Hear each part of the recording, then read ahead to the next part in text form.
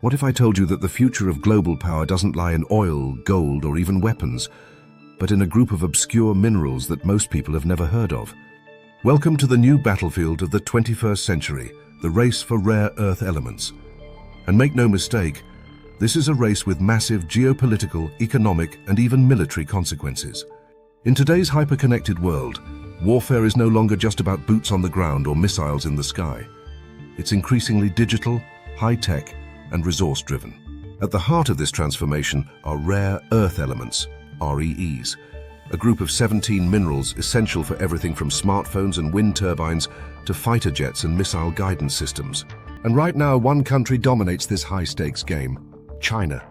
China controls nearly half of the world's rare earth reserves and more than 69% of global production. Even more importantly, it's the only country with a fully integrated supply chain, from mining to refining to high-tech manufacturing, for all 17 rare earth elements. That's a level of dominance that gives China immense leverage in both economic and political arenas. This dominance isn't just a matter of economics, it's become a strategic weapon. During the US-China trade war, Beijing threatened to cut off rare earth exports to the United States. That sent shockwaves through defense industries and tech companies alike. It was a wake-up call. Control over rare earths is control over the future. This weaponization of resources is redefining the global power structure. Nations are realizing that whoever controls rare earths controls the backbone of modern technology. Everything from electric vehicles to 5G infrastructure to advanced weaponry. And in the age of digital warfare, that control can be as decisive as nuclear capabilities once were. But the rest of the world isn't standing still. In response to China's monopoly, new players are investing heavily in supply chain diversification and resource independence. Countries like Australia, the United States, and India are taking bold steps. Australia is backing rare earth refinery projects, aiming to supply up to 9% of the global market. The US is reviving production at the Mountain Pass mine and investing in domestic processing capabilities. India has launched its National Critical Mineral Mission, targeting accelerated exploration and reduced reliance on imports. Strategic alliances are also taking shape. The US-Japan-Australia Trilateral Initiative, the EU's Critical Raw Materials Act, and partnerships with Central Asian nations are all part of a broader push to build resilient and transparent supply chains. These aren't just economic policies, they're acts of national security. And in the digital age, these battles aren't fought in traditional ways. Information warfare, cyber attacks, and economic manipulation are now everyday tools of conflict. Social media has become a key battlefield, used not only to spread propaganda, but also to influence markets and public opinion. Imagine a tweet from a Chinese official hinting at export restrictions. It could send rare earth prices skyrocketing overnight, crash stocks, or even destabilize economies. In this landscape, social media isn't just a communication tool, it's a weapon. And rare earths? They're the ammunition.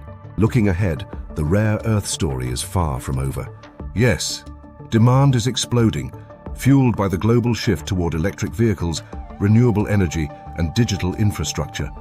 But there's another layer: innovation.